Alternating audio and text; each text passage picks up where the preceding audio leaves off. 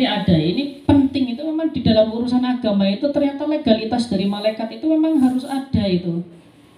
Kalau nggak ada itu nanti susah ya. Ketika kita menghadap Tuhan, lalu kita itu etung-etungan dengan Allah itu kan susah.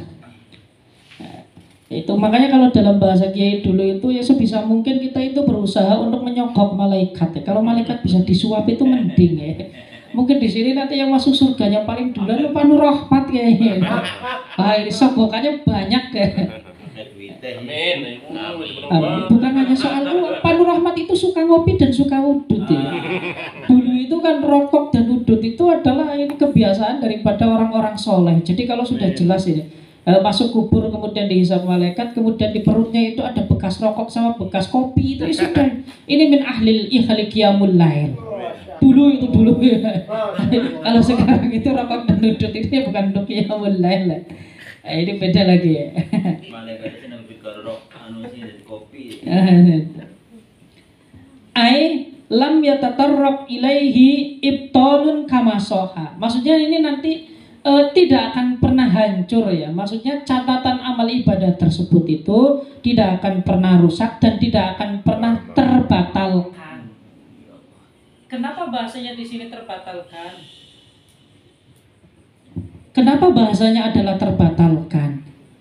Karena amal perbuatan manusia itu kan ada yang eksis, ada yang tidak eksis. Amal ibadah manusia itu menjadi eksis kapan? Ketika kita bisa menjaganya.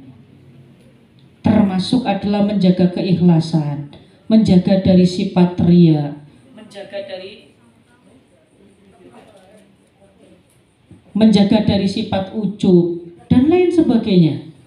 Maka ketika ini bisa dijaga oleh kita itu, ya maka amal ibadah kita itu akan tetap tercatat.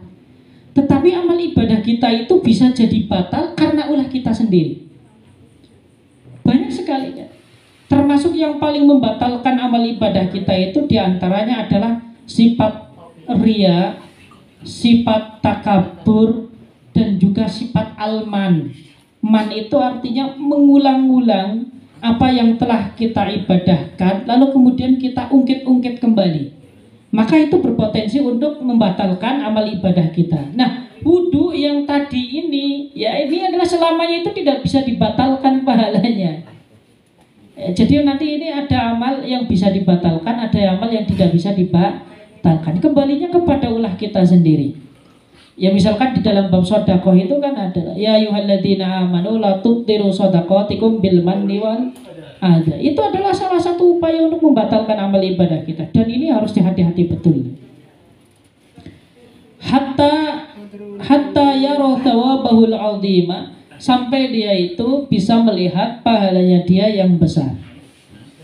Summa yusalli wa yusallimu ala sayyidina Muhammadin sallallahu alaihi wasallam wa alihi. Lalu kemudian membaca sholawat kepada baginda Nabi sallallahu alaihi wasallam, wa yaqra'u inna anzalnahu thalathan, dengan membaca inna anzalnahu thalathan.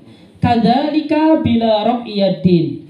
Hal ini tanpa disertai dengan mengangkat kedua tangan. Jadi mengangkat kedua tangannya kalau versi ini berarti tadi ketika membaca asyhadu an la ilaha illallah wahdahu la syarika lahu wa asyhadu anna muhammadan abduhu wa rasuluhu Allahumma ij'alni minat tawwabin waj'alni minat mutatahhirin waj'alni min ibadikas sholihin. Kemudian setelah itu membaca ya tangannya tidak diangkat, lalu membaca subhanakallahumma wa bihamdika astaghfiruka wa atubu ilaik la ilaha illa anta astaghfiruka wa atubu ilaik. Kemudian membaca wa sallallahu ala sayyidina Muhammadin nabiyil ummi wa ala alihi washabihi wasallam. Lalu juga membaca surat inna anzalnahu fi lailatul qadr ya sebanyak 3 kali. Ini kalau memang kita itu ingin mematenkan pahala wudhu kita. Jadi mematenkan itu supaya tidak terbatalkan tadi dengan ulah kita sendiri. Wa amma du'aul a'dha'il masyhur. Adapun doa yang disunahkan atau yang dibacakan di dalam setiap anggota-anggota tubuh, fala aslalahu yu'tamadu bihi, maka tidak ada dasar yang bisa menjadi penguatnya. Falidalika hadaftahu. Oleh karenanya aku buang, katanya. Falidalika hadaftuhu, oleh karenanya saya buang. Ya, tab'an li Syekhil Madhabin Nawawi radhiyallahu taala anhu, karena mengikuti Syekhul Madhab yaitu Al-Imam Nawawi radhiyallahu taala anhu. Karena Syekhul Madhab itu ada dua ya, ada Imam Nawawi dan juga Imam Rafi'i ya. Wa qila yustahabbu ay yaqula inda kulli udwin.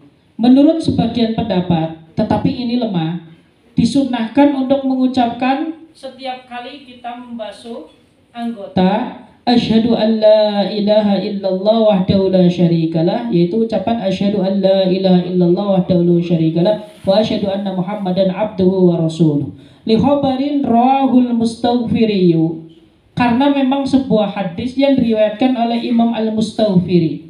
Wa qala, lalu kemudian dia mengatakan hasanun gharibun, hadis hasan dan juga termasuk adalah hadis gharib. Ya, ini adalah sunnahnya ya. Jadi ketika kita berwudu ya diusahakan itu setiap kali membasuh anggota wudu itu yang membaca asyhadu an la ilaha illallah wa la syarikalah wa asyhadu anna muhammadan abduhu wa rasuluh. Meskipun tidak ada dasarnya, tetapi ini bukan sesuatu yang terlarang. Nah, ini dan juga ini tidak bisa dikatakan bid'ah atau lain sebagainya. Ini tetap ya, ketika dilaksanakan maka itu baik, ketika tidak dilaksanakan juga tidak menjadi mengapa. Ini adalah urusan agama. Ini dasarnya adalah hadis hasan dan juga hadis gharib. Jadi hasan itu dilihat dari kredibilitas rawinya, kemudian gharib itu dilihat daripada jumlah rawi yang meriwayatkan. Hadis gharib itu adalah hadis yang diriwayatkan oleh satu orang ya, di dalam setiap tabaqatnya yang meriwayatkan hanya satu orang dari baginda Rasul sallallahu alaihi wasallam, atau di dalam salah satu tabaqatnya. Misalkan hadis niat, innamal a'malu binniyat. Ini kan yang mendengarkan hanya sahabat Umar bin Khattab. Lalu Umar bin Khattab menyampaikan kepada sahabat-sahabat yang banyak. Ini namanya hadisnya hadis gharib.